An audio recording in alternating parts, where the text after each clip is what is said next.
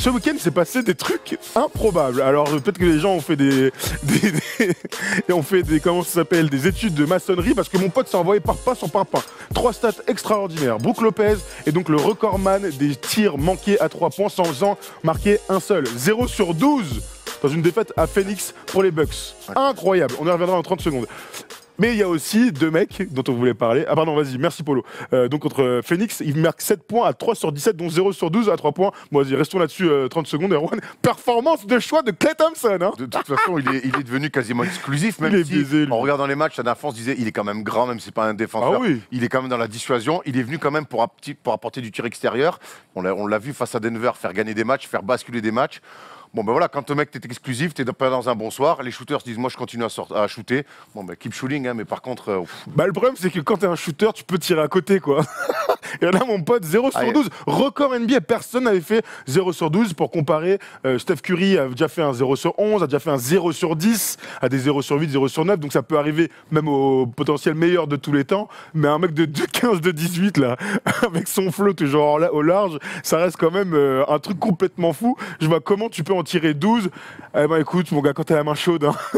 Ah, ou pas, ouais. Ouais, c'est fou. Non mais 0 sur 12, c'est ces mecs-là qui sont fondamentalement à droite se disent toujours mais ça va, le prochain je vais le mettre. Ah, complètement. Il a envoyé des briques. Hein. Le problème c'est qu'il y a le prochain, ça sera le prochain match quoi. Il fait 3 sur 17. Ouais, 3 sur 17. Et ils perdent. C'est moche. Et tu perds à Phoenix. Oh la vache. D'autres performances extraordinaires ce week-end dans un petit match de Minnesota, alors contre Chicago. Ils ont gagné, eux, puisque Darius Saric était très bon. Karl Anthony Towns a fait 25 et 22 rebonds, donc a été très bon. Mais dans ce match-là, il s'est passé un truc ouf. C'est que Covington est à 1 sur 18 au tir, dont un magnifique 0 sur 10 à 3 points. Donc il est pas loin de Brook Lopez. Et ton meilleur ami, Erwan, Andrew Wiggins est à 0 points, à 0 sur 12 au tir. Pas de lancer franc tiré. Ça, alors, on commence par qui? Que tu veux, je m'en fous, je te donne. On va commencer par Robert Covington, qui était un habitué des trous d'air. Avec souviens-toi, on l'avait vu aussi à Miami faire un match catastrophique à 0-10 aussi. Et il n'a pas peur. Hein. Non, alors il refuse jamais rien. Alors après, on sait que c'est un mec qui défend, qui va apporter d'autres choses. Mais là, 1-18, c'est. Alors 0-10, bon. Tu as des tirs ouverts, tu en prends 10, bon, 1-18, ça veut dire qu'au bout d'un moment, tu t'énerves. Je vais marquer. Ouais, et tu fais pas forcément du bien à ton équipe. Et si en plus à côté, il y a Andrew Wiggins qui fait ça, mais moi je suis beaucoup plus inquiet pour Andrew Wiggins quand même, qui pour moi n'arrive jamais. Alors il y avait le cas Butler est parti aujourd'hui, et pour moi il arrive autant. Karl Anthony Towns a signé une grosse perf là, à 35 points et plein de rebonds. Mais moi, je suis très inquiet pour la suite d'Andrew Wiggins, qui est considéré comme une star et qui va vraiment clairement rentrer dans le rang. Tu penses qu'il va rentrer dans le rang à ce point-là? Il a tellement pas les épaules, tellement pas l'attitude pour être un tueur. C'est un mec qui se voit beau, qui peut-être qui se voit beaucoup trop beau que ce qu'il est. Ah, mais ce qui est fou, et pour continuer dans ce que tu es en train de dire, c'est que la sortie là, de Jimmy Butler, son trade devait vraiment libérer, il devait avoir de la place. Covington était un défenseur, shooter extérieur qui n'a pas créé. Il devait, et on l'attendait un peu là-dessus. Alors, on le condamne pas, parce que ça se trouve que dès demain, il va être très bon. Mais on sent quand même dans son attitude, on le sentait déjà à Kansas. Moi, c'est ce qui me marque d'Andrew Wiggins, c'est son body language. Il est toujours un peu bras ballants comme ça, et il n'arrive pas à avoir la niaque dans son body language. Je dis qu'on le condamne pas encore, moi je le condamne tous les jours. Hein. On verra. Il a 22 ans, quoi. Ça n'engage que moi. Oui, mais il a 22 ans. Oui, mais je le condamne. Je le condamne parce que pour toutes les raisons que tu viens d'évoquer. Il était à 23 points de moyenne à cette troisième saison. C'est depuis Kansas, où dire on en avait fait le nouveau LeBron, il y a eu toute une hype. Avant Kansas, hein. Souvenez-vous la hype inimaginable autour de ce mec-là. Pour moi, c'est un petit bourge. Alors, j'ai rien contre. Dans l'idée, le petit enfant gâté, c'est mieux. Oui, merci. Comme ça. Autant pour moi, on n'a rien contre les gens avec des parents qui ont encore réussi leur vie. Mais c'est un enfant pourri gâté. Voilà, plus que ça, pourri gâté. Et qui aujourd'hui ne se remet peu en question. J'ai vu son attitude l'année dernière dans les vestiaires de Minnesota. C'est quelqu'un de très seul, assez isolé. Puis même, on l'avait vu sur les temps morts. Il check assez peu les gens. Moi, c'est un mec qui se voit beaucoup plus beau que ce qu'il est, qui a demandé beaucoup d'argent et à qui on en a donné beaucoup. Et qui ne. Pour moi, non, c'est pas un mec qui portera une équipe, et tu verras que petit à petit, il rentrera dans le rang et dans des équipes moyennes, parce que finalement, c'est pas quelqu'un qui sera aussi capable de se réinventer à un moment donné. Ce qui est fou, et on l'a vu là, lors de sa troisième saison, il était à 23 points de moyenne, donc ça c'était de très bon augure pour la suite de sa saison, même si ça manquait d'impact. On se souvient quand il était rookie et qu'il regardait LeBron dans leur confrontation les yeux dans les yeux, sans dire qu'il était au même niveau, mais il avait envie justement, on sentait qu'il avait la niaque en lui, et finalement il est retombé clairement dans l'anonymat, j'ai envie de te dire, de ces bons joueurs qui visaient le All-Star Game et qui... Après, je me dis, c'est toujours pareil, l'environnement, il change de truc, peut-être que ça ira beaucoup mieux. À voir. En tout cas, moi je trouve qu'il ne pèse pas assez sur cette franchise des Wolves.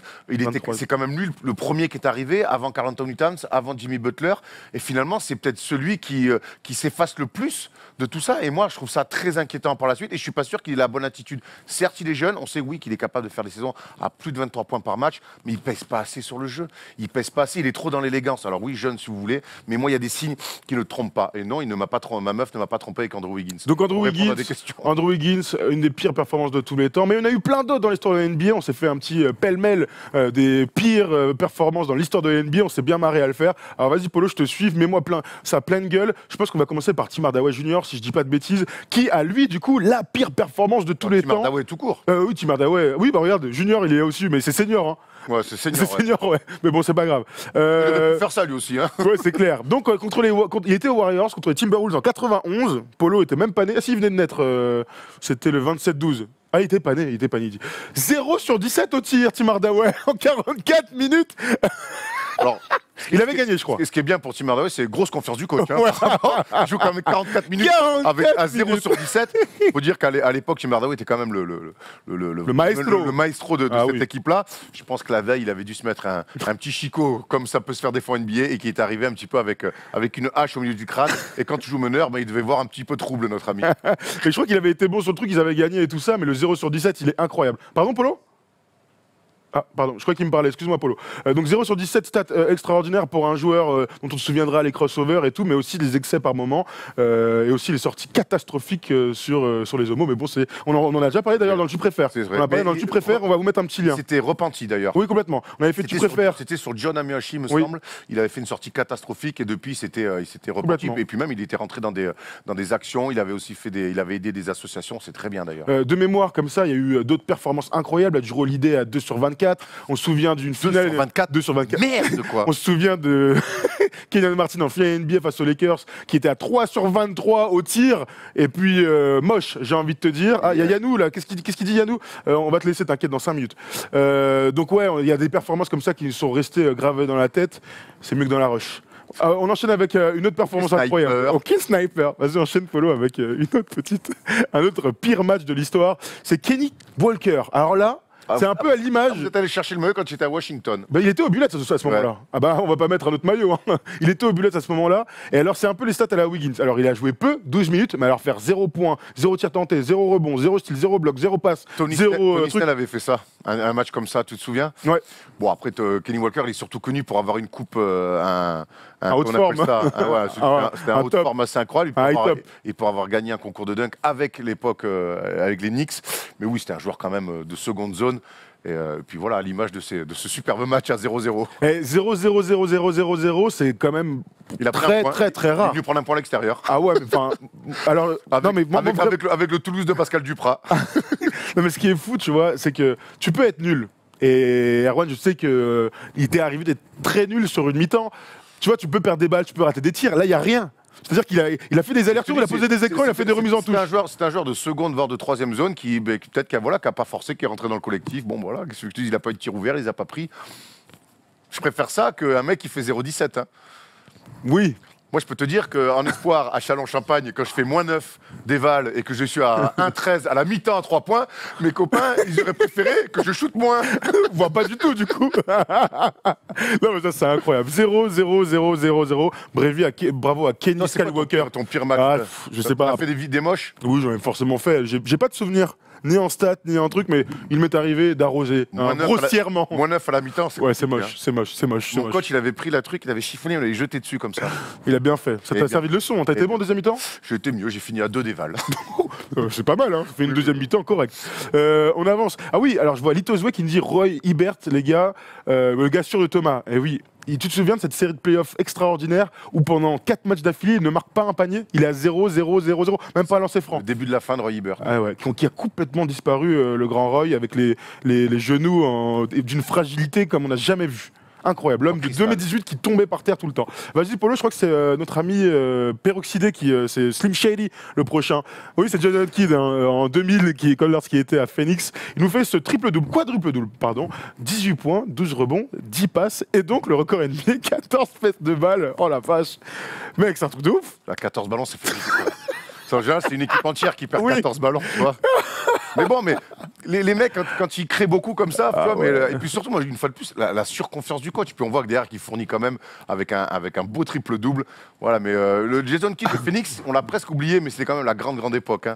Ah oui, complètement. Bah, les cheveux en attestent. Hein. Il était très fort, très flashy, avant sa meilleure période du côté du New Jersey. Mais c'est vrai que 14 pertes de balles pour un meneur de jeu, c'est quand même d'une laideur extraordinaire pour vous dire, quand on perd trop d'affilée, tout le monde a envie de te brûler. Alors 14, je n'ose même pas imaginer la folie du coach. Il y a Nomad qui nous dit, il y a Ray Allen aussi, il a fait un 0 sur 13 en playoff, pas en playoff, en finale NBA face aux Lakers, je crois. Hein. Quand tu connais les shooters, ça pique, il était à 0 sur 7 ou 0 sur 8 à 3 points, notre ami Ray Allen. Donc c'est quand même fou de se dire qu'un des plus grands meneurs de tous les temps perd 14 ballons, et l'un des plus grands shooters de tous les temps fait un excès complètement fou. On pourrait imaginer que Russell Westbrook soit dans une catégorie comme ça et il ne l'est pas, a priori. Il a déjà fait 3 sur 20, hein, mais là on parle quand même des records NBA.